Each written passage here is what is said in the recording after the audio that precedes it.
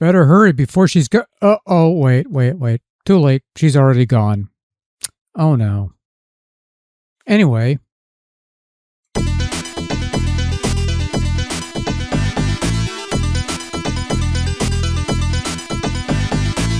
Right, I forgot about this one. Yeah, so earlier this year, or whenever it was, I don't recall, I did a video on the $5 Nintendo eShop gift card, and I wanted to see what I could get out of that $5. The answer turned out to be, unsurprisingly, not much. A cheapo space shooter thing, a cheapo flipple knockoff thing, and a platformer that only cost me 1 penny. And I still had a couple bucks left to spare, so I figured I'd give this one game a shot, and it was on sale. And sure enough, that killed off my remaining balance for that one card, plus a bit of spare change that I had left over from previous transactions on the shop. And so now we can pay off this near 8-month storyline in typically underwhelming fashion, which is the only way we resolve things around these parts, and that's the bottom line. Anyway, today's subject matter is a little game from a publisher by the name of Mask, probably a pseudonym to protect the guilty. Anyway, released in 2023, Before She's Gone, yes, that's the name of the game, is a point-and-click game where you have to spot the hazards on screen to save the girl, or something to that extent.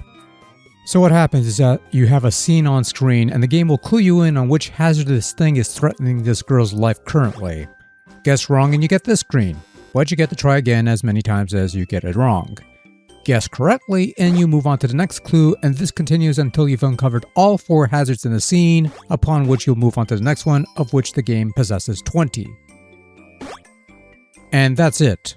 You move your little magnifying glass thing with the analog stick, you press A to click on an object, and if you're truly stumped, you can press X to provide a more detailed clue.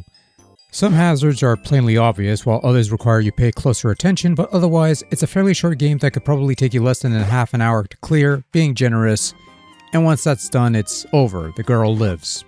I guess. Now, for what it's worth, controls are functional. The little drawings on screen depicting the various consequences of this girl getting killed constantly are somewhat amusing, if not a bit cruelly drawn.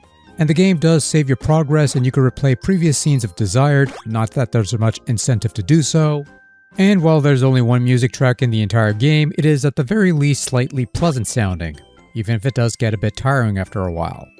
Fact remains though that this is a game that requires very little thought, can be completed in a short amount of time, and can be quickly forgotten about not soon afterwards. I mean, the best thing you could say about Before She's Gone is that it's a perfectly functional game and it has some amusing scenes of death and despair, but very little reason to come back for seconds.